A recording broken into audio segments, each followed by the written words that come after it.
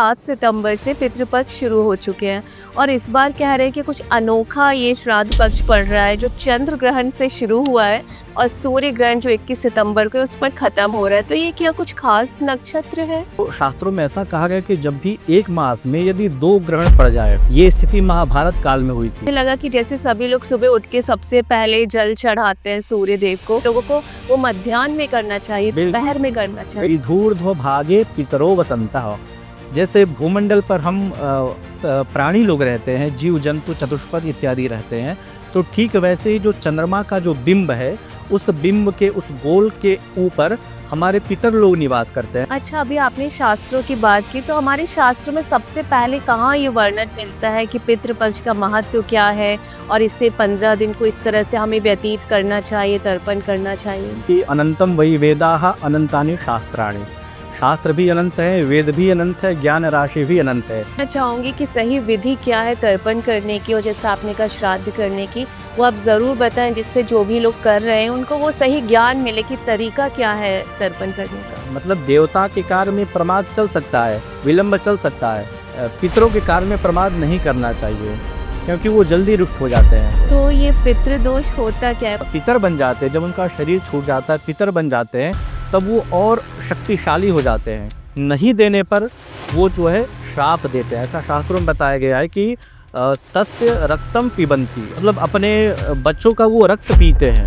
आजकल तो ऐसी भी संतानें हैं जो जीवित माता पिता को वृद्धाश्रम में डाल देते हैं, उनके अंतिम संस्कार में भी नहीं जाते। मतलब भीष्म पितामह जैसे ऋषि महर्षि नहीं बच पाए तो सामान्य मनुष्य की तो औकात ही नहीं कि वो अपने कर्म का प्रतिकार कर सके। कभी प्यासे को पानी पिलाया नहीं, बाद अमृत पिलाने से क्या फायदा। क्या बात है। तो जो लड़कियां जिनकी शादी हो गई, वो बहू बन गई है, तो उनको क्या ससुराल पक्ष से भी पितृदोष लग सकता है या उनको अगर पितृदोष लगेगा तो उनके मायके तरफ से ही लगता है? मिलना पड़ेगा। आप एसी से निकल कर घर से बाहर जाएं, धूप निकली हुई है तो आपको या कोई भी हो, वो धूप तो आपको प्रभावित करेगी। अब उनको कौन से पदार्थ ज़्यादा प्रिय है? क्या ऐसा भी कुछ होता है कि उनको सभी को कोई एक पर्टिकुलर चीज़ बहुत पसंद है? पितरों को कुछ चीज़ें बहुत अत्यधिक प्रिय है और बहुत रुचिकर लगती। नमस्ते दोस्तों, मैं हूं अमृता त्रिपाठी और अमृता गाथा के एक और अनोखे पॉडकास्ट में आप सभी का स्वागत करती हूं।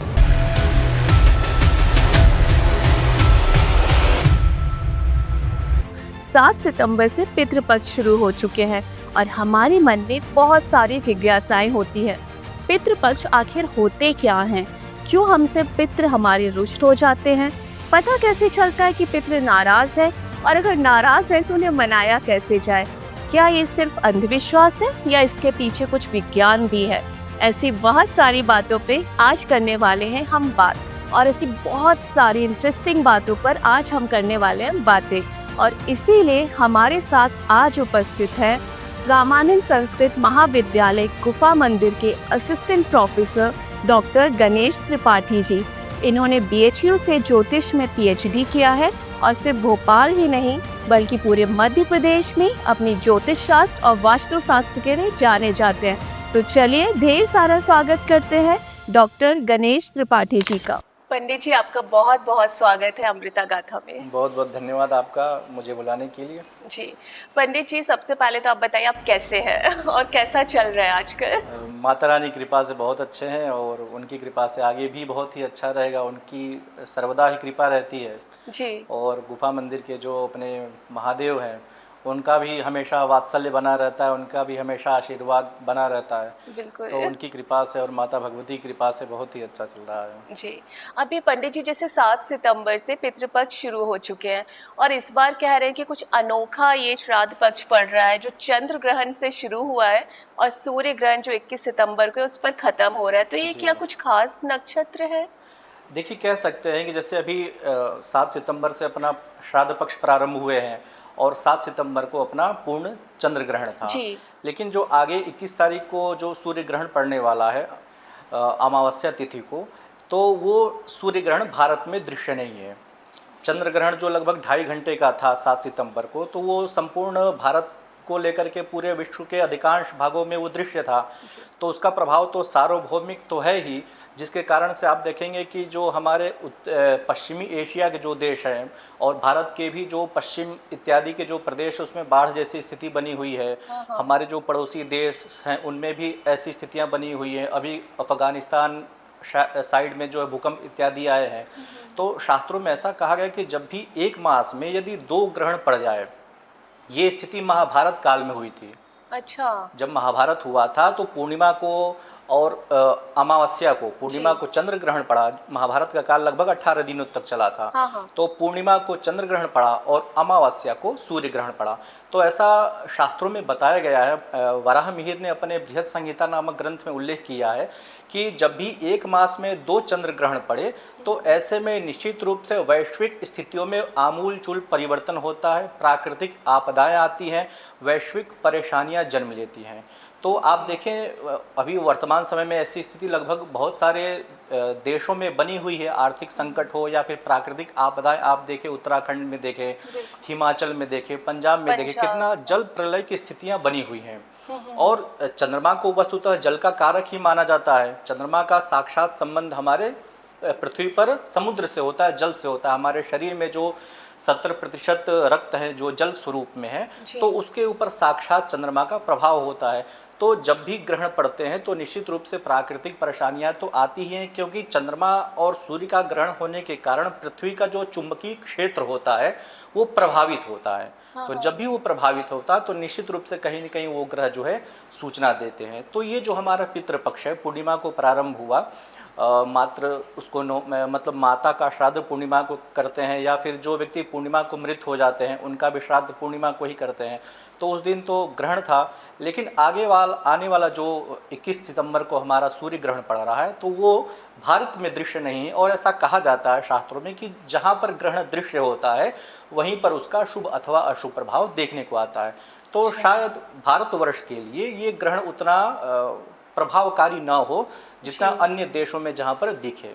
तो प्रभाव पड़ेगा, ग्रहण का प्रभाव अवश्य होता है, लेकिन उस मात्रा में न पड़े और उस ग्रहण का प्रभाव आपको देखने में आ ही रहा है। जी। अभी आपने एक बात की अमावस्या, तो अमावस्या का भी कुछ खास महत्व रहता है हमारे पितृपक्ष में? बिल्कुल, अमावस्या का तो साक्षात संबंध पितरों से होता है। कोई सा भी हम शुभ काम करने जाते हैं तो अमावस्या को उसमें परिगणित नहीं करते हैं। जी। अमावस्या को ग्रहण नहीं करते। कोई सा विवाह करना हो या वाहन खरीदना हो या घर खरीदना हो तो अमावस्या तिथि को पूर्णतया निषेध माना जाता है। उसका मूल कारण ये है कि अमावस्या तिथि के जो स्वामी होते हैं वो होते हैं साक्षात हमारे पितृदेव, जो हमारे पूर्वज हैं, पितर हैं, वो होते हैं। और अमावस्या का संबंध इस बात से है, हमारे शास्त्रों में कहा गया है कि विधूर्ध्व भागे पितरो वसंतः। जैसे भूमंडल पर हम प्राणी लोग रहते हैं, जीव जंतु चतुष्पद इत्यादि रहते हैं, तो ठीक वैसे ही जो चंद्रमा का जो बिंब है, उस बिंब के उस गोल के ऊपर हमारे पितर लोग निवास करते हैं, ऐसा पुराणों में बताया गया है। जी। तो पितर लोग हमारे चंद्रमा के मंडल पे रहते हैं। और अमावस्या तिथि ऐसी होती है कि सूर्य और चंद्रमा बिल्कुल एक सीध में हो जाते हैं पृथ्वी के। तो ऐसी तिथि में हमारा अमावस्या तिथि उत्पन्न होती है।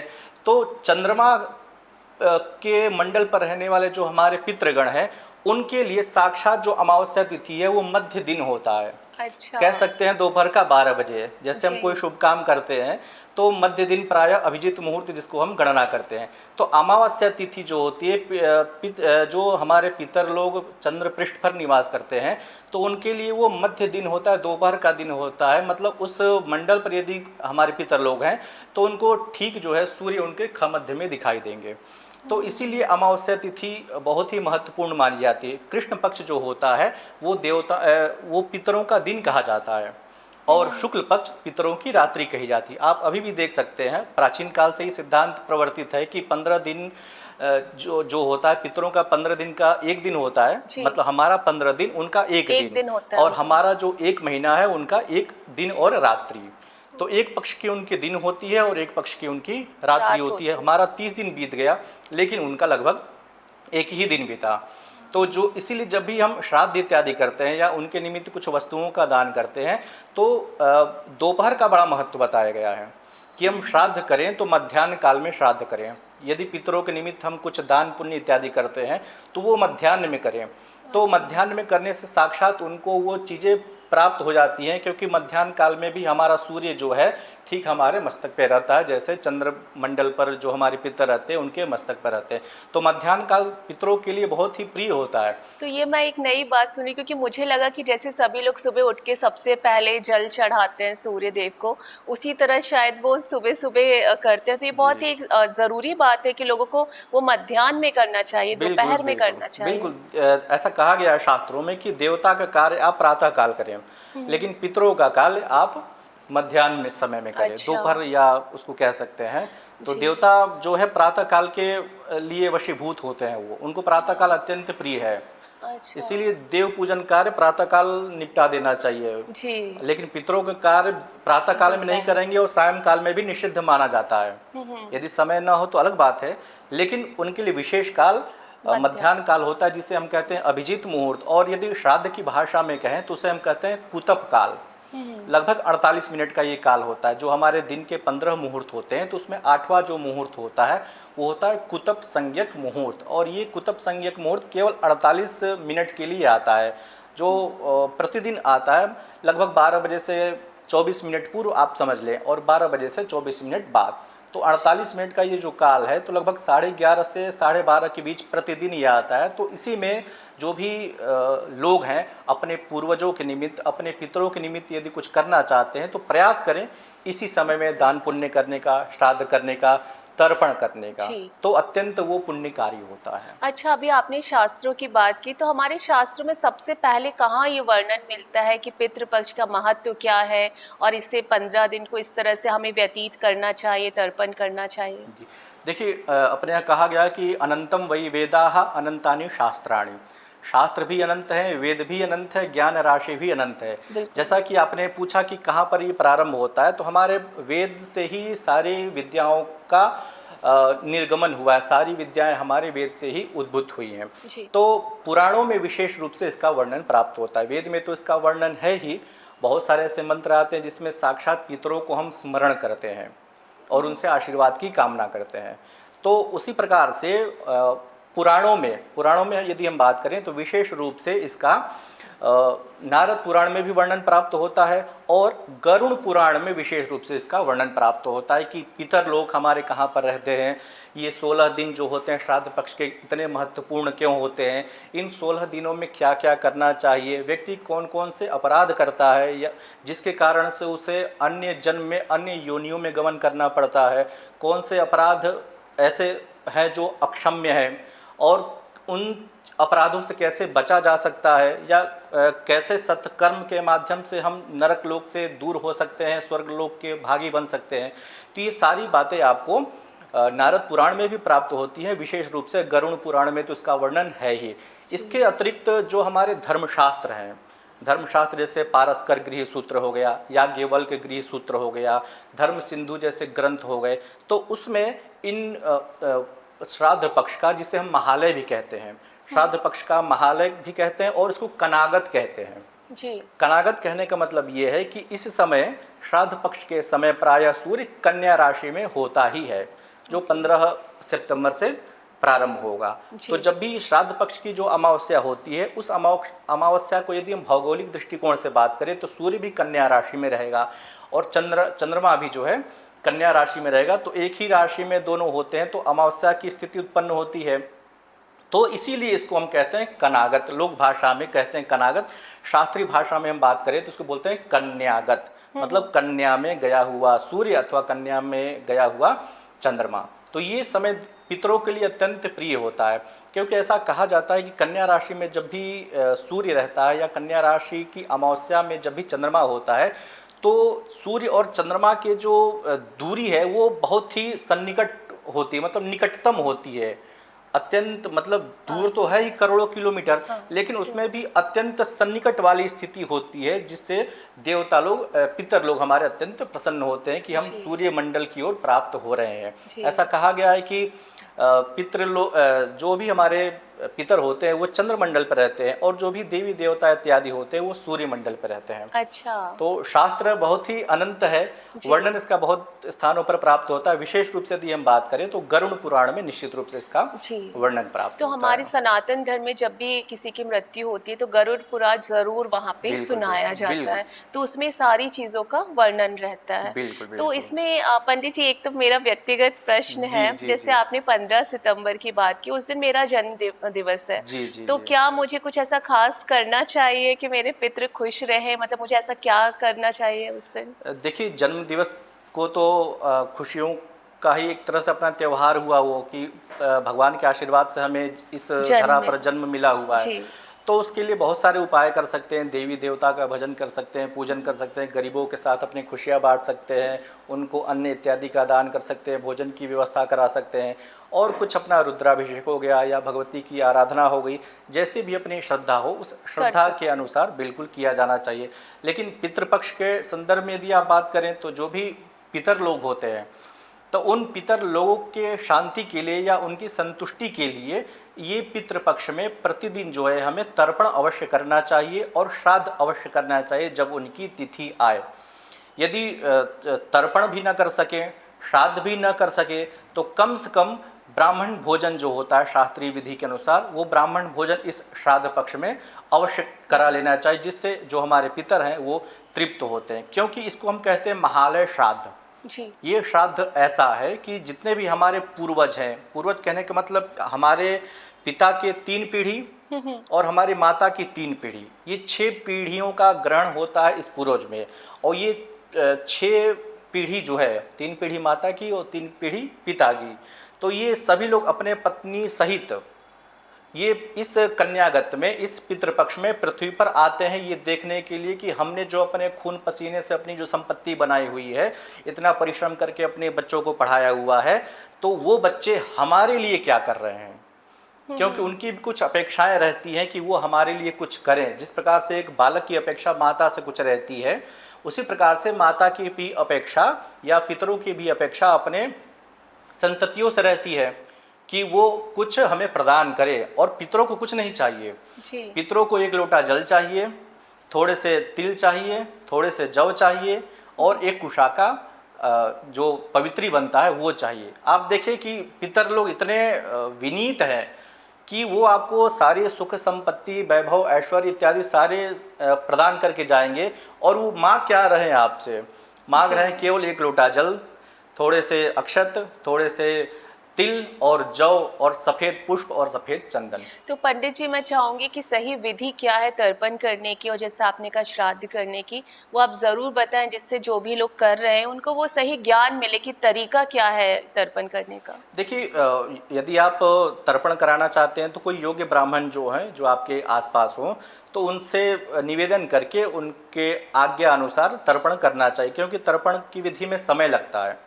श्राद्ध अनेक प्रकार के श्राद्ध होते हैं। श्राद्ध कहते किसे हैं, तो कहा गया है कि पितॄन उद्देश्य श्रद्धया यत् कर्म क्रियते तत् श्राद्धम।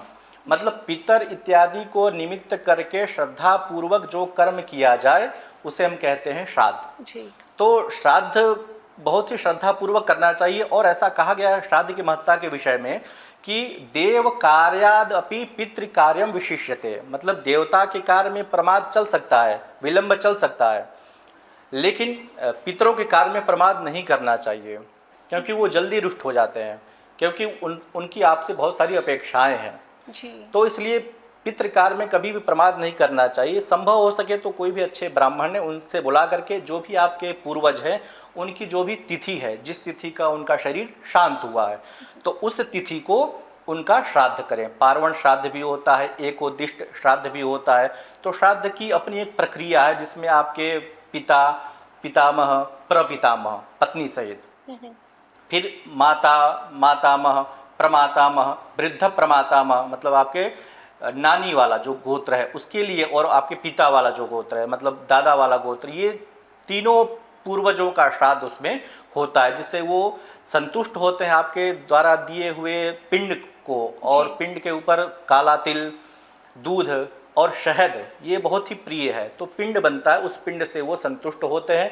और उसके पश्चात जो पंच बलि होती है, गाय को, कौवे को, पीपीलिका को, श्वान को और देव को, ये 5 बलि अवश्य ही प्रदान करनी चाहिए पितृपक्ष में। प्रत्येक मनुष्य यदि श्राद्ध नहीं कर पा रहा है, तर्पण नहीं कर पा रहा, तर्पण की भी बहुत ही सरल विधि है। नाम लेकर कुछ नहीं पता है तो नाम ले ले, हाथ में जल ले ले, अक्षत रख ले, यव रख ले, काला तिल रख ले, और इस पितृ तीर्थ से उनका नाम स्मरण करके, उनका गोत्र बोल करके, तस्मै स्वधा नमः, तस्मै स्वधा नमः, तस्मै स्वधा नमः, ऐसा बोल करके उनको 3 बार जल दे। पिता के निमित्त 3 बार जल हुआ। फिर इसी प्रकार से पितामह के निमित्त तस्मै स्वधा नमः, तस्मै स्वधा नमः, उनका गोत्र, उनका नाम स्मरण करके, फिर प्रपितामह जो आपके परदादा हुए, तो ऐसे करके माता, फिर मातामह, प्रमातामह, तो उनको भी श्राद्ध ऐसा प्रतिदिन आपको जल अवश्य देना चाहिए। जो भी आपके निकटतम समुद्र है या नदियां हैं या तालाब हैं तो वहाँ पर देना चाहिए। यदि इन स्थानों पर नहीं कर सकते तो आप घर बैठ कर के ही आप संक्षिप्त में उनको तिलांजलि दे सकते हैं, और ये करना चाहिए। अब जैसे पंडित जी आजकल लोग शहरों में रहते हैं, फ्लैट्स में रहते हैं, तो ना वहाँ पे किसी तरह का कोई जल स्रोत नहीं है, क्या कोई दिशा ऐसी होती है कि उसी दिशा में तर्पण करना चाहिए? दक्षिण दिशा तो पितरों के लिए बहुत ही अच्छी मानी गई है कि दक्षिण दिशा की ओर मुख करके आप जो है श्राद्ध करें जी, तर्पण करें। तर्पण करें तो अच्छी बात है। यदि तर्पण की व्यवस्था आपको नहीं समझ में आ रही है, आप अपने कार्य में व्यस्त हैं, लेकिन आप यह भी चाहते हैं कि हमारे पितर हमसे रुष्ट न हो, तो उसके लिए भी शास्त्रों में व्यवस्थाएं बताई गई हैं। तो उसके लिए व्यवस्थाएं क्या बताई गई हैं? तो उसके लिए उन्होंने कहा है कि आप जो है ब्राह्मण भोजन करा दे, 2 ब्राह्मण, 3 ब्राह्मण, 5 ब्राह्मण बुला करके उनको श्रद्धापूर्वक आप उनको भोजन करा दे। वो भी आप नहीं कर सकते तो श्राद्ध पक्ष में, महालय पक्ष में या कन्यागत में आप अपने सामर्थ्य के अनुसार, जितना भी आपका सामर्थ्य हो, अपने सामर्थ्य के अनुसार किसी भी आप गौशाला में चले जाएं जो आपके निकटतम है, वहाँ पर कुछ आप चारा खरीद लें। वो चारा खरीद करके उसी गाय को आप चारा खिला दें, तो इससे भी आपके पितर जो है अत्यंत संतुष्ट होते हैं। और वो भी आप नहीं कर सकते हैं, गौशाला नहीं जाना चाहते हैं, तो आप जो भी प्रतिदिन भोजन बना रहे हैं पूरे इस 16 दिन के दौरान, वो भोजन जो भी आपने बनाया, रोटी, दाल, सब्जी, चावल जो भी आपने बनाया, तो उसका कुछ एक हिस्सा निकाल करके 5 भागों में उसको विभाजित कर दीजिए। पहला भाग जो है गाय को खिला दीजिए, दूसरा भाग श्वान कुत्ते को खिला दीजिए, तीसरा भाग चींटी के लिए खिला दीजिए, चौथा भाग जो है देव इत्यादि के लिए वो कर दीजिए। तो 5 भाग उसके बना करके सभी को आप उसको विभाजित कर दिए, और 5वां जो भाग होता है वो कौवे के लिए विशेष रूप से दिया जाता है। तो ये प्रतिनिधि भूत होते हैं। ऐसा कहा जाता है कि जो हमारे पितर हैं वो इस श्राद्ध पक्ष में वो अनेक रूपों में आपके समक्ष आते हैं। उनका वायु स्वरूप होता है, वायु के जैसा उनका शरीर होता है, तो वो अपने वायु रूपी शरीर को किसी भी चतुष्पद में, जलचर में, जीव में, मनुष्य में उसको अंतर्भावित करते हैं, और उनके माध्यम से वो जो है आपने जो उनको दिया हुआ है तो उनके माध्यम से वो उस भाग को ग्रहण करते हैं और संतृप्त होकर के आपको आशीर्वाद दे करके वो अपने धाम को चले जाते हैं। तो ये अवश्य करना चाहिए। आपको गाय को अवश्य चारा खिला दीजिए, और प्रतिदिन आप जो है इन 5 बलि आप जरूर निकालिए, इससे भी आपके पितर निश्चित रूप से संतुष्ट होंगे। अच्छा पंडित जी, जैसे ये पितृपक्ष का आप बता रहे हैं, अगर जो लोग गया हो आते हैं, कहते हैं कि वहाँ पर हम हो आए हैं, उसके बाद भी क्या ये सब करना चाहिए या फिर ज़रूरत नहीं पड़ती? जी नहीं, ज़रूरत तो पड़ती है।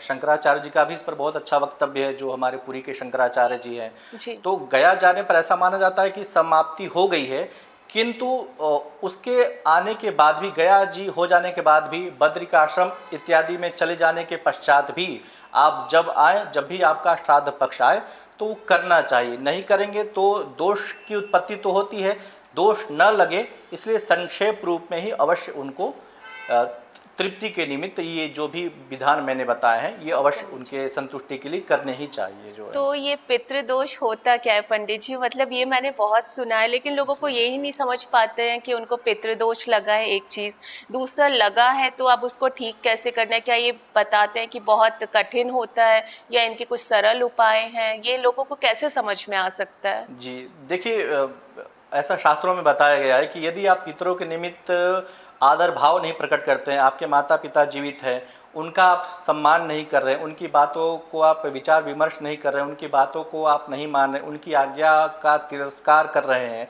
तो कहीं न कहीं से अंदर से वो रुष्ट होते हैं और आपको एक तरह से वो श्राप ही देते हैं। उसी तरह से जब वो पितर बन जाते हैं, जब उनका शरीर छूट जाता है, पितर बन जाते हैं, तब वो और शक्तिशाली हो जाते हैं और वो ये अपेक्षा रखते हैं कि श्राद्ध पक्ष आ रहा है तो हमारे बच्चे हमारे लिए कुछ दें। नहीं देने पर वो जो है श्राप देते हैं। ऐसा शास्त्रों में बताया गया है कि तस्य रक्तम पिबंती, मतलब अपने बच्चों का वो रक्त पीते हैं। रक्त पीने का मतलब उनके वंश को रोक देंगे, उनकी खुशियों को वो छीन लेंगे, उनके विवाह इत्यादि सुख कार्यों में बाधा बनेंगे, उनके आर्थिक संकट निरंतर आते रहेंगे, घर में संतति की वृद्धि ही नहीं होगी, संतति हो करके नष्ट हो जाएगी, कोई संतान उत्पन्न ही नहीं होगा। कहीं कार्य करने जा रहे हैं, पैसा उसमें बहुत लग रहा है लेकिन कहीं से उसका रिजल्ट नहीं मिल पा रहा है। तो जो भी अनेक प्रकार की जो समस्याएं होती हैं वो इसीलिए होती हैं कि हम अपने पूर्वजों को भूल गए हैं, जो कि नहीं करना चाहिए। पूर्वजों को हमें स्मरण करना चाहिए। इसीलिए भगवान ने ये 16 दिन का विधान बताया गया है कि आप उनको स्मरण करें। और पूर्वज नाराज होते हैं तो बहुत ही श्राप देते हैं, वो जन्म जन्मांतर तक आपका श्राप चलता रहता है जी। वो कभी खत्म ही नहीं होगा। आप कितने भी उपाय कर लीजिए, कभी प्यासे को पानी पिलाया नहीं, बाद अमृत पिलाने से क्या फायदा। क्या बात है। तो इसीलिए जब हमारे माता पिता जीवित रहते हैं तो उनका सम्मान करना चाहिए, और उनका जब शरीर छूट जाता है तो उसके बाद भी उनका सम्मान हमेशा अवश्य करना चाहिए श्राद्ध के रूप में, और उनकी जो भी तिथि हो या श्राद्ध पक्ष में उनके निमित्त कुछ न कुछ देते रहना चाहिए। इससे जो है हमारे पितर प्रसन्न होते हैं और जानती हैं आपकी क्या आशीर्वाद देते हैं जी। गोत्रन नो वर्धताम दातारो नो भी वर्धनताम वेदा संतति रेव च श्रद्धा च नो मा व्यगमत नो बहुदेयं च नोस्तु अन्नं च भवेद अतिथिंश्च लभे मही याचितारश्च न संतु मा च याचिस्म कंचन।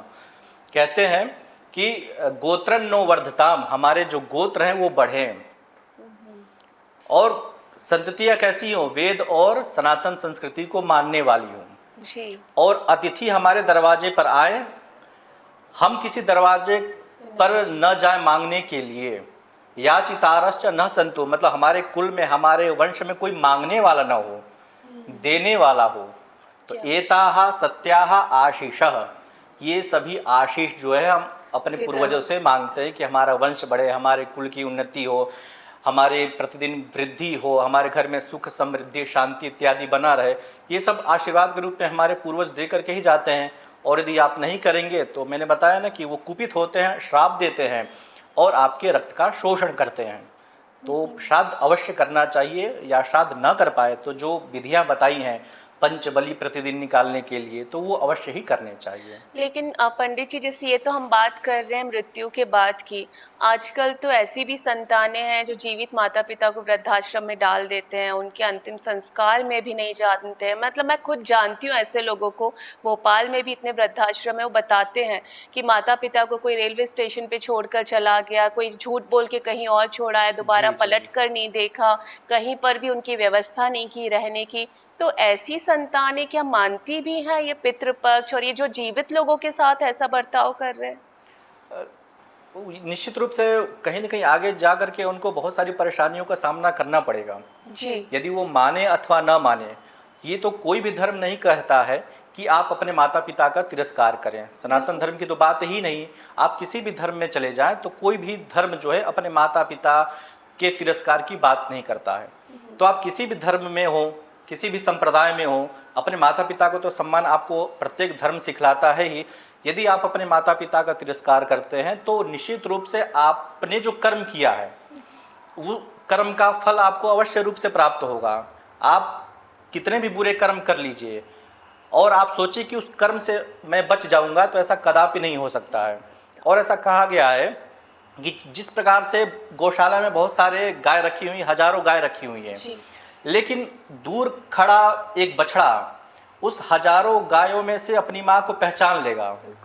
तो ठीक वैसे ही आपने जो कर्म किए हैं, आप किसी भी योनि में चले जाएं, चतुष्पद में, जलचर में, जीव में, मनुष्य में, आपका जो वो कर्म है वो आपको पीछे आएगा ही और आपको उसका फल आपको देगा। जब भीष्म पितामह जैसे ऋषि महर्षि नहीं बच पाए तो सामान्य मनुष्य की तो औकात ही नहीं कि वो अपने कर्म का प्रतिकार कर सके। तो जो भी करते हैं वो बहुत ही गलत करते हैं, शायद वो अज्ञानतावश इस प्रकार के कुकृत्यों को करते हैं। तो उनको भगवान सद्गति दे उनको और उनको सन्मति दे ताकि वो इस प्रकार के कर्म ना करें। ये बहुत ही निंदनीय है। हमारे सनातन धर्मों में तो मातृदेवो भव, पितृदेवो भव, आचार्य देवो भव ऐसा कहा गया है। तो माता जब देवता के तुल्य होती है तो आप देवता का तिरस्कार कैसे कर सकते हैं? ये आप तभी कर सकते हैं जब आप उस परम शक्ति को न माने। तो ऐसा नहीं करना चाहिए, और यदि आप करते हैं तो निश्चित रूप से वो आपके आगे आने वाली संतान भी आपको वैसा ही व्यवहार करेंगी, आपको भी वो तिरस्कृत करेंगी। तब आपको समझ में आएगी कि मैंने अपने माता पिता के साथ किस प्रकार का व्यवहार किया था, वही व्यवहार मेरे संतान मुझसे कर रहे हैं। बिल्कुल। तो इससे बचना चाहिए। जो हो सकता है ये बातें सुन के जो लोग इस तरह की काम करते हैं उनको थोड़ा सा सद्बुद्धि आए, जैसा आपने कहा। भगवान से प्रार्थना करते हैं कि उनको सद्बुद्धि आए। इसमें पंडित जी मेरा एक ये आपसे प्रश्न है, जैसे आपने बताया कि माता की 3 पीढ़ी और पिता की 3 पीढ़ी, तो जो लड़कियां जिनकी शादी हो गई वो बहू बन गई हैं, तो उनको क्या ससुराल पक्ष से भी पितृदोष लग सकता है, या उनको अगर पितृदोष लगेगा तो उनके मायके तरफ से ही लगता है? वैसे मूल रूप से ससुराल पक्ष से उनको ज़्यादा लगेगा, क्योंकि जब विवाह होता है तो हमारा पाणी ग्रहण संस्कार होता है महिलाओं का। तो मैंने मतलब पिता ने अपनी कन्या का दान कर दिया। ऐसा कहा गया है कि अर्थो ही कन्या परकीय एव। कालिदास कहते हैं अपने अभिज्ञान शाकुंतलम में कि अर्थो ही कन्या परकीय एव तामद्य संप्रेष्य परिग्रहीतु जातो ममायम विशद प्रकामम प्रत्यर्पितन्यास इवांतरात्मा। जैसे आपके पास किसी ने कोई धरोहर रखा हो और धरोहर जब वो मांगने आए तो आप उस धरोहर को लेकर के कितने कॉन्शियस रहते हैं, कितने चेतन रहते हैं कि हमें ये धरोहर उसको वैसे ही वापस लौटानी है। तो बेटी जो होती है पिता की धरोहर होती है, और पिता को या बेटी के कन्या के माता पिता को बहुत चिंता रहती है कि ये धरोहर है, जिस प्रकार से कालिदास को चिंता थी। तो वो धरोहर अपने स्वामी के पास चले जाए अच्छी तरह से, जिस प्रकार से वो आई हुई थी। तो लगता है जब वो पाणी ग्रहण संस्कार हो गया, रक्त संबंध परिवर्तित हो गए, तो ससुराल पक्ष से उनको पितृदोष बहुत ज़्यादा प्रभावी होता है। कई बार ऐसा देखा गया है कि अपने परिवार में माता या पिता के साथ रहती हैं तो अच्छा सा उनका वैवाहिक मतलब उनका जीवन चलता है, लेकिन जब विवाह होता है तो परेशानियां ससुराल में बहुत सारी उत्पन्न होने लगती हैं। तो उसका कहीं न कहीं कारण आपके ससुराल में पितृदोष है या फिर पूर्वजों के प्रति उनकी अनास्था है। तो ये तो पंडित जी मतलब पहले से चल रहा होगा, लेकिन कोई शादी होके लड़की गई तो उसको भी वो पितृदोष झेलना पड़ता है। बिल्कुल झेलना पड़ेगा। आप एसी से निकल कर घर से बाहर जाएं, धूप निकली हुई है, तो आप हो या कोई भी हो, वो धूप तो आपको प्रभावित करेगी ही करेगी। तो इस कंडीशन में उस घर की बहू को फिर क्या करना चाहिए? अपने बुद्धि विवेक से अपना आध्यात्मिक शक्ति उसको बढ़ानी चाहिए और अपने जीवन साथी से निवेदित करना चाहिए कि इस प्रकार की समस्याएं हैं, तो इस समस्या को दूर करने के लिए किसी सुयोग्य विद्वान ब्राह्मण को बुला करके इसका निराकरण करने का प्रयास करना चाहिए। अच्छा, मान लीजिए पंडित जी, अब जैसे ये परेशानी ससुराल पक्ष में, हो सकता है कि उनमें से कोई इस तरह की बात ना मानता हो, शायद वही कारण रहा हो कि उन्होंने कभी श्राद्ध पक्ष में कुछ किया ना हो, पितरों को कभी तर्पण नहीं किया, और लड़की उस घर में पहुंची, तो क्या अगर सिर्फ वही आस्था रखती है तो वो भी कर सकती है या सिर्फ पुरुष ही कर सकते हैं? नहीं, कोई भी कर सकता है।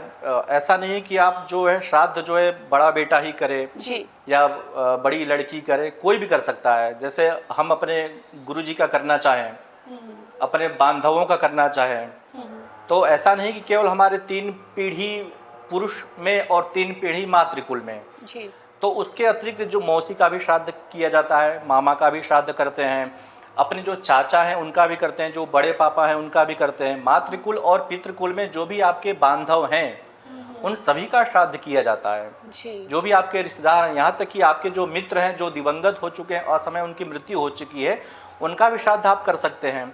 तो ऐसी कोई बाध्यता नहीं है। विशेषता ये जरूर है कि यदि बड़ा लड़का करे तब तो बहुत ही अच्छी बात है, लेकिन यदि बड़ा लड़का शायद ये सब चीज़ों को नहीं मानता हो, तो कोई भी उस परिवार का सदस्य या उस रक्त संबंध का कोई भी व्यक्ति, क्योंकि जब एक बेटी जाती है तो वो भी उस परिवार का एक हिस्सा हो जाती है, और बेटियों को भी अधिकार दिया जाता है क्योंकि वो अर्धांगिनी होती है, जी। तो अधिकार उसको भी है।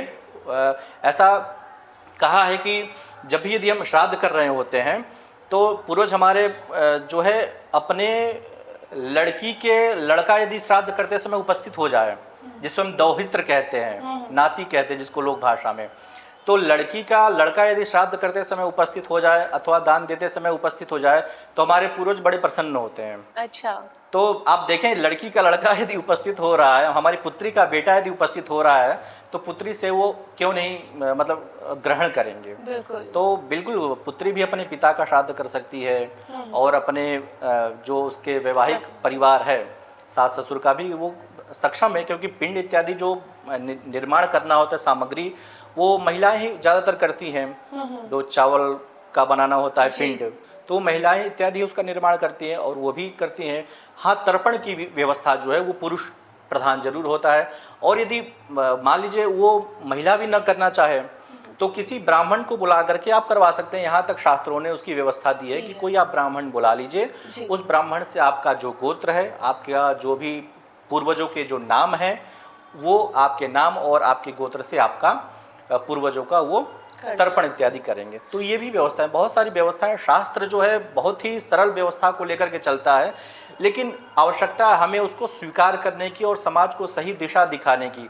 आज के समय में क्या है कि जो सुयोग्य व्यक्ति हैं उनका बड़ा अभाव है। बिल्कुल। और जो सुयोग्य व्यक्ति हैं वो शायद इस तरह के प्लेटफॉर्म पे नहीं पहुंच पाते हैं जो उस चीज बात को वो बता सके।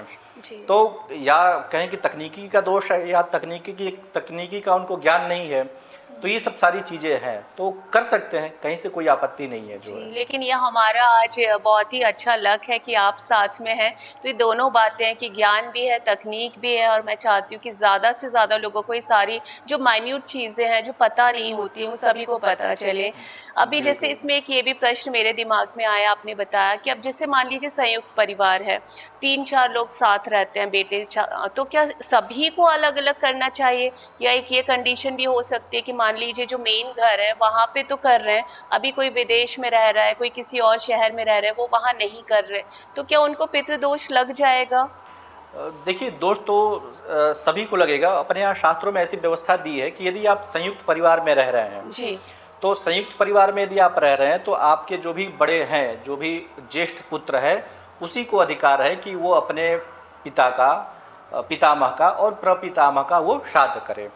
लेकिन यदि सभी संतति अलग अलग है, उनका दाय भाग हो चुका है, दाय भाग मतलब उनका बंटवारा हो चुका है, वो अलग अलग हो चुके हैं, संपत्तियों का विभाजन हो चुका है, तो धर्मशास्त्र हमारे ऐसे अनुमति देते हैं कि यदि संपत्तियों का विभाजन हो गया है तो प्रत्येक पुत्र अपनी अपनी स्वेच्छा से अपने माता पिता का श्राद्ध कर्म अवश्य कर सकता है। समवेत रूप होकर के करें तो ये बहुत अच्छी बात है, जिससे हमारे पूर्वज आएंगे तो ये देखेंगे कि हमारे संततियाँ एकत्रित हैं अभी भी, मतलब वो खंडित नहीं हुई है, वो बटी हुई नहीं है, तो ये देख करके हमारे पूर्वज तो अत्यंत प्रसन्न होंगे।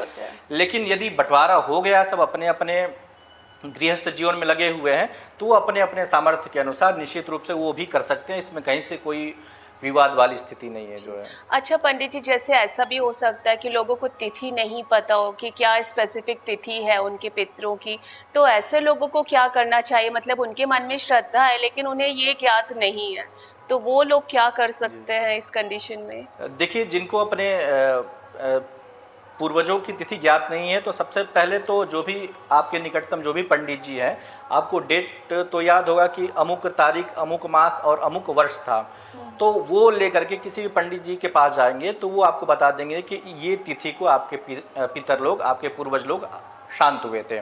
यदि वो भी आपको नहीं संभव हो पा रहा है, उपलब्धता नहीं हो पा रही है, तो शास्त्रों ने ऐसी व्यवस्था दी है, तो जो ये पितृपक्ष होता है, तो इसमें जो अमावस्या तिथि है, जिसको सर्व पितृ मोक्ष अमावस्या कहते हैं, मतलब इस दिन जो है ये विदाई होता है, जो भी हमारे पितर हैं वो इस पृथ्वी पर आते हैं और 15 दिनों तक रहते हैं, तो 16वां दिन जो उनका पड़ता है, जो 21 सितंबर को इस बार पड़ रहा है, तो वो उनकी विदाई का समय होता है। तो यदि आपको तिथि नहीं ज्ञात है अपने माता की, अपने पिता की, अपने नाना की या नानी की या दादा या दादी, किसी की भी तिथि ज्ञात नहीं है, तो आप अमावस्या को विशेष रूप से आपको करना चाहिए, क्योंकि अमावस्या उनका मध्य दिन होता है और वो उनकी विदाई का समय होता है। तो अमावस्या तिथि को आप निश्चित रूप से कर सकते हैं और वो उनको प्राप्त होगा, और प्राप्त होने के पश्चात वह आपको आशीर्वाद दे करके जाएंगे। जी।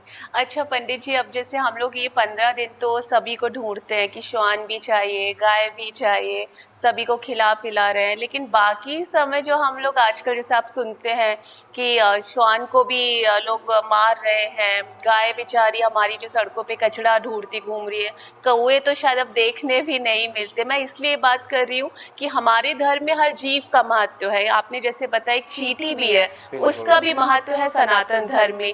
लेकिन अब जो लोग होते जा रहे हैं, मुझे तो लग रहा है लोग क्योंकि अब अपने माता पिता को ही इतना नहीं पूछ रहे हैं, इंसान को नहीं पूछ रहे हैं, तो चींटी, पक्षी, कुत्ते, गाय, इनकी तो कोई बात ही नहीं करता। तो क्या सिर्फ पितृपक्ष में इनको खिलाने से हमें पुण्य मिलता है? बहुत ही अच्छा आपका प्रश्न है। देखिए, सनातन पद्धति में हमेशा से ये बात कही गई है कि हमें जो है अपने आसपास जो भी जीव जंतु है उनका अवश्य ध्यान रखना चाहिए। आपको ज्ञात होगा, देखिए हमारे यहाँ शास्त्रों में 5 प्रकार की यज्ञ प्रतिदिन करने चाहिए, ऐसा बताया गया है। देव यज्ञ, पितृयज्ञ, मनुष्य यज्ञ, भूत यज्ञ और ऋषि यज्ञ, ऐसे करके 5 यज्ञों का विधान हमारे शास्त्रों में बताया गया है। और ये एक दिन के लिए यज्ञ नहीं है। देव यज्ञ मतलब आप प्रतिदिन देवता की उपासना करते हैं, ये हो गया आपका देव यज्ञ। पितृयज्ञ प्रतिदिन तर्पण इत्यादि का भी विधान है, केवल हम पितृपक्ष में करते हैं। लेकिन आप प्राचीन काल की बात करेंगे तो उस समय जो भी हमारे पूर्वज होते थे, मतलब हमारे जो भी हमसे पहले के जो पिता पितामह इत्यादि होते थे, वो नदी इत्यादि के तट पर जाते थे और प्रतिदिन देव का तर्पण, ऋषियों का तर्पण, मनुष्य का तर्पण ये करते थे। जी। काल क्रम में वो भूल चुके हैं। इसके अतिरिक्त जो हमारा तीसरा जो महत्वपूर्ण यज्ञ होता है वो होता है भूत यज्ञ। ये प्रतिदिन करना चाहिए। अब भूत यज्ञ का मतलब क्या होता है कि हमारे आसपास जो जीव जंतु हैं, या वो नभचर हों या जलचर हों या स्थलचर हों, उनके लिए आपके अपने भोजन में से कुछ भाग उनको निकालना, ये कहलाता है भूत यज्ञ। भूत मतलब जो हमारा पंचभूत बना हुआ ये शरीर, जितने भी पृथ्वी पर प्राणी रहते हैं उनकी 5 भौतिक सत्ता होती है। वो भी पृथ्वी, जल, तेज, अग्नि, वायु से मिलकर के ही बने हुए होते हैं। तो प्रतिदिन ये करना चाहिए, केवल श्राद्ध पक्ष की ही बात नहीं होती है। अब उस भूत यज्ञ में जो चतुष्पद जीव है उनमें हमारे सर्वाधिक सन्निकट तो गाय इत्यादि ही होते हैं। तो उनको गाय का प्रतिनिधि मान करके, ऐसा नहीं केवल गाय को ही करना चाहिए, जो भी चतुष्पद है, बैल हुआ या बकरी हुई या भेड़ हुए, भैंस हुए, उनको भी देना चाहिए। गाय तो एक प्रतीकात्मक रूप में है, आपके समक्ष जो उपस्थित हो जाए उसको देना चाहिए। चींटी को भी देना चाहिए। जो हम पंचग्रास निकालते हैं उसमें चींटी का भी हिसाब देखिए, चींटी कितनी छोटी होती है। तो उस छोटी चींटी के लिए भी दाना हम निकालते हैं, भोजन निकालते हैं। पक्षियों की हम बात करें तो कौवा उसका प्रतिनिधित्व करता है, जो यमराज का कहीं न कहीं से ग्रंथांतर में वाहन भी कहा जाता है। तो वो पक्षियों का प्रतिनिधित्व करता है। तो केवल काक के लिए बलि तो ठीक है, लेकिन उसके अतिरिक्त जो भी हमारे पक्षी हैं, चिड़ियां हैं, जिनको आज के समय में लोग कहते हैं कि आपका ये ग्रह खराब है तो आप पशु पक्षियों का दाना दीजिए, मछलियों को चारा डालिए, ये सब चीज़ें बताते हैं। ये सब चीज़ें तो हमारे जीवन का हिस्सा थी। ये कोई उपाय वाली चीज है जी। ये हम प्रतिदिन करते थे, जिससे हमारे जो भी ग्रह हैं वो बैलेंस होते थे। जो भी हमारे ग्रह नक्षत्र है वो सब स्थिर होते थे, क्योंकि हम वो प्रतिदिन करते थे। आज के समय में वो उपाय के रूप में जन्म ले लिए हैं, जबकि वो हमारे जीवन का हिस्सा था। तो ऐसा नहीं कि केवल आपको श्राद्ध पक्ष में ही कौओं को आपको भोजन देना है, गाय के लिए आपको बलि निकालनी है, श्वान के लिए रोटी इत्यादि देना है। वो आपके जीवन का हिस्सा होना चाहिए। केतु को यदि शांत करना है या राहु को शांत करना है तो कुत्तों को बिस्किट देना या भोजन कराना, रोटी इत्यादि देना, वो कहीं ना कहीं से आपके उस ग्रह को बैलेंस करता है, उस ग्रह को वो नियंत्रित करता है। तो ये केवल श्राद्ध पक्ष की बात नहीं है, ये हमारे जीवन का हिस्सा होना चाहिए। ये जो पृथ्वी है वो केवल मनुष्यों के लिए नहीं है, वो सभी जलीय जीव जंतुओं के लिए है, आकाशीय जीव जंतुओं के लिए, क्योंकि जितना हमारा अधिकार है उससे कहीं ज़्यादा उनका भी अधिकार है। तो ये भावना हमारे अंदर ही होनी चाहिए। हमें अपने निकटतम जो भी हमारे पशु पक्षी इत्यादि हैं उनका हनन नहीं करना चाहिए। आपको मैं एक बात बता दूं कि जो ये श्राद्ध पक्ष हैं, श्राद्ध पक्ष में जो पितर होते हैं, अभी हमने बताया ना, तो पितर जो होते हैं वो किसी न किसी रूप में आपके घर में वो देखने आते हैं, या आपसे कहीं न कहीं किसी पशु का, किसी पक्षी का, किसी सरीसृप का या किसी जलीय जीव जंतु का निश्चित रूप से आपसे संपर्क होगा ही यदि आप अपने पूर्वजों के प्रति श्रद्धा रखते हैं तो वो उस रूप में अवतरित होते हैं और आपको वो दर्शन देते हैं कि मैं तुम्हारे ही आसपास हूँ, तो मुझे कुछ उसका भोजन कराओ, या फिर जो भी आपकी श्रद्धा है तो वो श्रद्धा से उसको उसका भोजन कराना चाहिए। तो ऐसा कहा जाता है कि श्राद्ध पक्ष में कोई भी यदि आपको चींटी तक भी दिख जाए तो उसकी मृत्यु नहीं करनी चाहिए, उसको उसका वध नहीं करना चाहिए।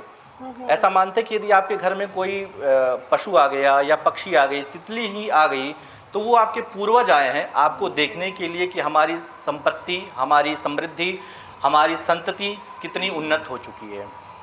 तो उस चींटी को भी नहीं मारना चाहिए, उस तितली को भी नहीं मारना चाहिए। यदि आप उनका हनन करते हैं तो निश्चित रूप से वो आपके पितर हैं, वो कहीं न कहीं से आपसे रुष्ट हो जाएंगे कि आपने उनका वध किया। तो इसलिए श्राद्ध पक्ष में भूल करके भी आपके घर में यदि कोई न बुलाए हुए पशु पक्षी आ जाए तो आप अपने ऊपर पूर्वजों का कृपा मानिए। अच्छा। कि वो आए हुए हैं स्वयं से आपसे कुछ मांगने, आपको देखने। तो ये पितरों की बहुत बड़ी कृपा होती है कि आपसे वो मिलने आए हुए हैं। तो ऐसा प्राय सभी लोगों के साथ होता है, आप देखेंगे, आप भी अनुभव करेंगी। तो ये होता है यदि आप अपने पूर्वजों के प्रति समर्पित हैं, उनके प्रति श्रद्धा रखते हैं तो। अच्छा पंडित जी, जैसे ये बात निकली, अब कुछ लोग ऐसे भी हैं जो मजाक बनाते हैं कि आप कौवे को खाना खिला रहे हो, स्वान को खिला रहे हो, गाय को खिला रहे हो, उससे आपके पूर्वजों को खाना मिल जाता है। लोग इस तरह की बातें करते हैं। देखिए, शास्त्रों में ऐसा बताया गया है कि जब भी हम श्राद्ध करते हैं या तर्पण करते हैं तो वो श्राद्ध या तर्पण जो है हमारे पूर्वजों तक कैसे प्राप्त होता है। जी। पशुओं को हमने भोजन करा दिया, या पक्षियों को हमने दाना डाल दिया, या कौवे इत्यादि को हमने कुछ ग्रास खिला दिया, तो वो पूर्वजों तक कैसे प्राप्त होता है। तो इसमें एक बात तो मैंने बता ही दिया कि जो श्राद्ध पक्ष में जो हमारे पूर्वज होते हैं वो विविध योनियों में गमन करते हैं। हाँ। पशु योनि में या जलचर में, नभचर में, तो उसमें वो अंतर्भावित होते हैं और उससे वो अपना भाग ग्रहण करते हैं। पहला तो ये हुआ, भोजन के माध्यम से वो प्रत्यक्ष रूप में ग्रहण कर लेते हैं, इसीलिए वो पितृपक्ष में आपके घर पर आते हैं कि कुछ आपको उनको प्राप्त हो। दूसरा ये है कि जब भी हम तर्पण करते हैं या श्राद्ध करते हैं तो श्राद्ध तो किसी पशु पक्षी इत्यादि को तो देते नहीं हैं, वो तो हमने घर में जो पकवान इत्यादि बनाए हैं वो पकवान हम गाय को, पीपीलिका को, श्वान को देते हैं। तो जो श्राद्ध इत्यादि करते हैं तो वो प्राप्त कैसे होते हैं, तो शास्त्रों में ऐसा बताया गया है कि दो हमारे दिव्य पितर होते हैं, एक का नाम है विश्वेदेव और दूसरे का नाम है अग्निश्वात। तो ये दिव्य पितर होते हैं। तो आपने अपने पूर्वजों का गोत्र और नाम स्मरण करके जो पिंडदान दिया या जो आपने तर्पण किया, तो वो जो दो दिव्य पितर हैं विश्वेदेव और अग्निश्वात, तो वो आपने जो पिंड दिया है उस भाग को लेकर के आपके पूर्वजों तक वो पहुंचाते हैं। तो मान लीजिए आपके जो पूर्वज हैं वो किसी अन्य योनि में है, पशु योनि में या अन्य योनि में है, तो वो उनको कैसे मिलेगा। तो आपने जो पिंडदान इत्यादि दिया है या दान किया है या भगवत उपासना जो कुछ भी की है, तो ये जो दो दिव्य पितर हैं उसको लेकर के चंद्रमंडल पर जाते हैं और वहाँ से उस दी हुई आपकी जो पिंडदान इत्यादि क्रियाएं हैं उसको वो कन्वर्ट करते हैं कि आपके पितर जिस लोक पर हैं या जिस योनि में है वो तत्त योनियों में, यदि वो श्वान इत्यादि की योनि में है तो उनको आहार के रूप में प्राप्त हो जाएगा। जलचर की योनि में है तो वहाँ भी कहीं न कहीं आहार के रूप में वो आपके द्वारा दिया हुआ पिंड वहाँ पर परिवर्तित हो जाएगा। जैसे हम यदि विदेश में जाते हैं तो हमारी मुद्रा वहाँ पर नहीं चलती है, लेकिन हमें एक्सचेंज काउंटर पे हमें उसको परिवर्तित कराना पड़ता है। तो ये करेंसी एक्सचेंज जैसा कॉन्सेप्ट है। बिल्कुल बिल्कुल, वो वहाँ पर ले जाएंगे। तो यदि वो और दूसरे लोक में है, ब्रह्म लोक में है या देवलोक इत्यादि लोकों में है, तो उसी मात्रा में आपने जो दिया है उसका कन्वर्ट करके उनको जितना भाग प्राप्त हो रहा है तो वहाँ पर वो सुख के रूप में वो उसको प्रदान कर देंगे। तो जैसे पंडित जी किसी को मान लीजिए मोक्ष मिल गया तो वो फिर किस लोक में होंगे, क्या वो भी पितृ बनते हैं जिनको मोक्ष मिल जाता है? देखिए, मनुष्य के तो 4 पुरुषार्थ कहे गए हैं, धर्म, अर्थ, काम और मोक्ष। तो उसमें जो परम पुरुषार्थ होता है वो मोक्ष कहा जाता है। और मोक्ष इतना सरल नहीं है जितना हम सुनते हैं। बहुत सारे जन्म में श्रद्धा पूर्वक आध्यात्मिक शक्तियों से युक्त व्यतीत होने के पश्चात भी व्यक्ति मोक्ष नहीं प्राप्त कर पाता है। जो अत्यंत सिद्ध है, योगी हैं, साधु हैं, महात्मा है, शायद वो भी मोक्ष को न प्राप्त कर पाए, क्योंकि ये जो भव बंधन है, जो जन्म और मरण का बंधन है, इस जन्म और मरण के बंधन को सामान्य व्यक्ति तोड़ नहीं सकता। वो अपनी उपासना कर रहा है तो उसको कुछ क्षण के लिए उत्तम लोक की प्राप्ति हो सकती है, लेकिन जैसे ही उसका पुण्य क्षीण होगा तो फिर से वो इस भूमंडल पर किसी न किसी योनि में अपने कर्मानुसार वो उसको प्राप्त हो जाएगा। मोक्ष बहुत बड़ा पुरुषार्थ होता है, उसके लिए आपको 6-7 जन्म में नित्य ही वेदांत इत्यादि का पढ़ना आवश्यक होता है। जो शंकराचार्य इत्यादि की जो श्रेणी में आते हैं वो उस कुल परंपरा से संबंधित रखते हैं, तो उनको मोक्ष की प्राप्ति हो पाती है। जन सामान्य के लिए मोक्ष बहुत बड़ा विषय है, और मोक्ष उन्हीं को मिलता है जो यज्ञोपवीत रत हैं, जो संध्या वंदन उपासना रत हैं, मतलब बहुत उन्होंने देवी उपासना या भगवत उपासना की है, तो उनको ही अंतिम में वो धाम या मोक्ष मिल पाता है, तो उसी में जाकर के वो विलीन हो जाते हैं। लेकिन जन सामान्य के लिए बहुत ही ये कठिन है। जिस योनि में रहेंगे हमारे पितर, तो आपने जो दिया है, उनको पिंडदान दिया है या तर्पण किया है या उनके निमित्त कुछ दान दिया या भोजन कराया, तो वो उनको उस लोक में प्राप्त हो जाता है। अब उनको कौन से पदार्थ ज़्यादा प्रिय हैं? क्या ऐसा भी कुछ जी। होता है कि उनको सभी को कोई एक पर्टिकुलर चीज़ बहुत पसंद है? जी जी, पितरों को कुछ चीज़ें बहुत अत्यधिक प्रिय हैं और बहुत रुचिकर लगती हैं। यदि श्राद्ध करते समय, तर्पण करते समय या दान देते समय यदि वो वस्तु का दर्शन हो जाए या वो वस्तु प्रयोग में ले आए, अथवा उस वस्तु का केवल नाम संकीर्तन भी हो जाए, तो हमारे पूर्वज जो है बड़े प्रसन्न होते हैं। तो उसमें सबसे अच्छी बात है कि जो चांदी का पात्र होता है, यदि आप श्राद्ध में, तर्पण में या दान दक्षिणा करते समय यदि आप चांदी के पात्र इत्यादि का प्रयोग करते हैं, तो हमारे पितर बहुत ही प्रसन्न होते हैं कि हमारी संतति वृद्धि कर रही है, चांदी में हमें जो है भोजन इत्यादि परोस रही है, तो उससे पितर हमारे बहुत प्रसन्न होते हैं। तो और दूसरा चीज़ ये है, तिल यदि आपके पिंडदान में या तर्पण में या आप ब्राह्मण भोजन इत्यादि करा रहे हैं, तो उसमें भी थोड़ा सा काला तिल अवश्य मिश्रित कर देना चाहिए, या पशु पक्षियों को आप दे रहे हैं तो काला तिल उसमें अवश्य मिश्रित कर देना चाहिए। तो काले तिल से भी हमारे जो पितर हैं वो अत्यंत प्रसन्न होते हैं। फिर तीसरी वस्तु है जव, यदि दिख जाए तो जव से भी अत्यंत प्रसन्न होते हैं। काला कंबल, कंबल की भी यदि अधिकता हो तो उससे भी वो पितर लोग बहुत प्रसन्न होते हैं। उसका एक मुख्य कारण ये है कि वो चंद्र लोक पे रहते हैं और चंद्रमा में क्या है, शीतलता। तो शीतलता अधिक होने के कारण उनको ठंड जैसी आभास होता है, ठंड मतलब शीत उनको आभास होता है। तो काले कंबल दान करने से उनका जो शीतलत्व है वो थोड़ा सा कम हो पाता है। तो काले कंबल भी उनको बहुत प्रिय हैं। सफ़ेद पुष्प बहुत प्रिय हैं। अच्छा। यदि आप पितरों को श्राद्ध इत्यादि तर्पण नहीं भी कर पाते हैं तो प्रतिदिन उनका नाम स्मरण करके थोड़े से सफ़ेद पुष्प यदि उनको आप अर्पित भी कर देते हैं तो वो भी बड़े प्रसन्न होते हैं। और सफ़ेद चंदन भी उनको बहुत प्रिय है। सफ़ेद चंदन उनको लगाना चाहिए, जैसे हम लाल चंदन लगाते हैं या पीला चंदन लगाते हैं, लेकिन पितरों को श्वेत चंदन बहुत प्रिय है। तो ये कुछ वस्तुएं जो पितरों को अत्यंत प्रिय है। और दौहित्र तो मैंने बताया ही, बेटी का बेटा यदि उपस्थित हो जाए तो वो भी पितरों को बहुत प्रिय होता है। तो ये सब सामग्रियां हैं जो पितरों को अत्यंत प्रिय होती हैं। और इसके अतिरिक्त जैसे पितृपक्ष में कुछ सामग्री बिल्कुल नहीं यूज़ करनी चाहिए, प्रयोग नहीं करना चाहिए। लोहे के पात्र बिल्कुल नहीं प्रयोग करने चाहिए। इसीलिए कहा जाता है कि यदि आपने श्राद्ध कर रहे हैं या दान कर रहे हैं, यदि पितरों को लोहे की कोई सी भी वस्तु दिख गई, लोहे का चाकू भी दिख गया या कोई सा भी छोटा सा छोटा टुकड़ा भी यदि लोहे का दिख गया तो पितर लोग रुष्ट हो जाते हैं। तो सबसे अत्यधिक घृणा जो है उनको लोहे के पात्र से। इसलिए जब पिंड इत्यादि का निर्माण करते हैं या भोजन इत्यादि का निर्माण करते हैं तो इस श्राद्ध पक्ष में लोहे के पात्र में भोजन का निषेध करना चाहिए। अच्छा। और जैसा कि इस पक्ष में लोहे की कोई भी सामग्री हो वो भी घर में नहीं लानी चाहिए। जैसे हम बाजार से कुछ गाड़ी खरीदने जाएं तो श्राद्ध पक्ष में नहीं खरीदना चाहिए, क्योंकि गाड़ी में भी लोहे की अधिकता होती है। कोई कंप्यूटर या इलेक्ट्रॉनिक उपकरण यदि हम खरीदना चाहें तो वो भी नहीं खरीदना चाहिए, क्योंकि उसमें भी कहीं ना कहीं आपका लोहे की वो अंश होता है, तो उससे बचने की कोशिश करनी चाहिए। लोहे का हिस्सा न है, बाकी ये सब प्रिय अत्यधिक है पितरों को जो है। अच्छा, बाकी चीज़ें खरीद सकते हैं जैसे नया वस्त्र हो या सोना चांदी हो इस तरह का, क्योंकि 15 दिन बहुत होते हैं, कई बार इस तरह की चीज़ों की ज़रूरत होती है, तो वो खरीद सकते हैं।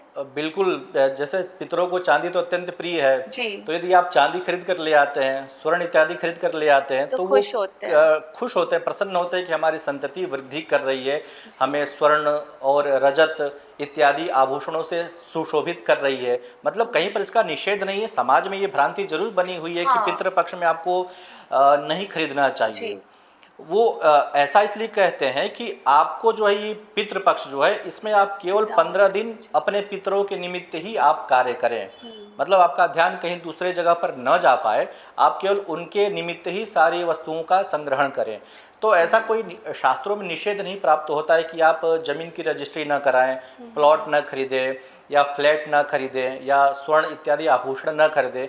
ये आप खरीद सकते हैं, इसमें कहीं मना नहीं, लेकिन शर्त यही है कि अपना जो पितरों के प्रति जो दायित्व है उसको पालन करते हुए आपको करना है। ऐसा ना हो कि आप आभूषण खरीद लें और पितृ तर्पण आप न करें या पितरों के निमित्त आप कुछ ना करें, तो वो आपको निसंदेह अनिष्टकारी होगा।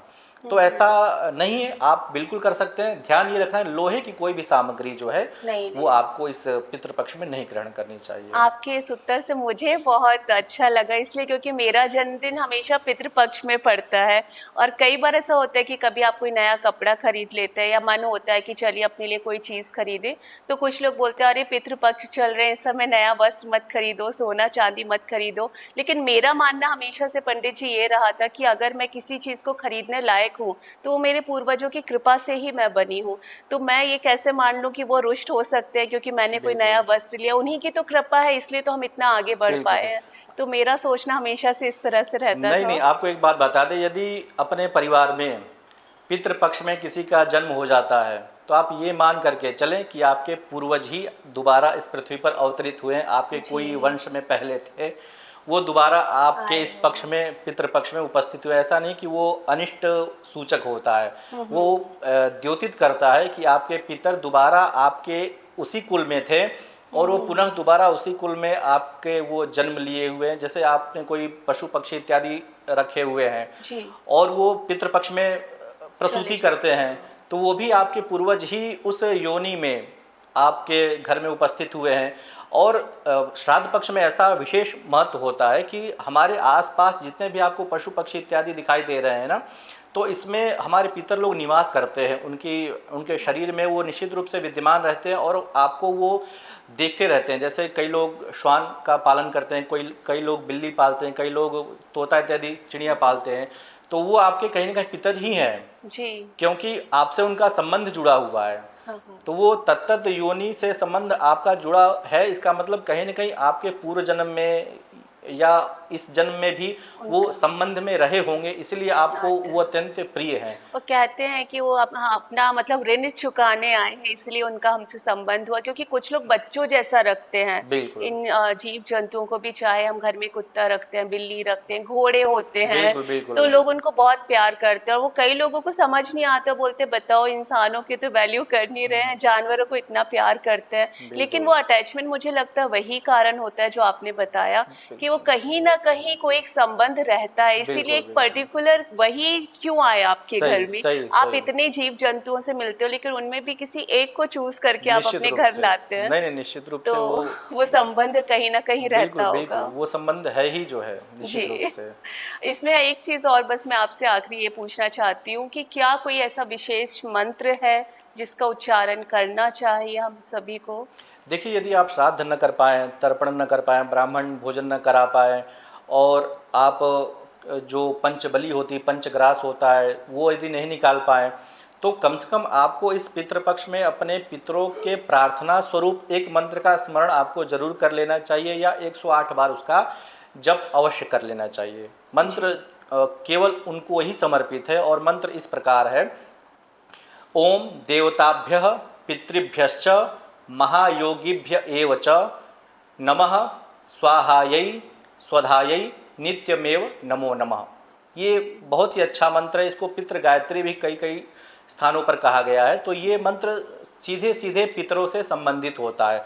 तो यदि आप इस पितृ गायत्री मंत्र का भी स्मरण कर लेते हैं, या फिर पितृ सूक्त भी बहुत सारे होते हैं, उस पितृ सूक्त को भी यदि आप पढ़ लेते हैं तो ये भी आपके पूर्वजों तक प्राप्त हो जाएगा।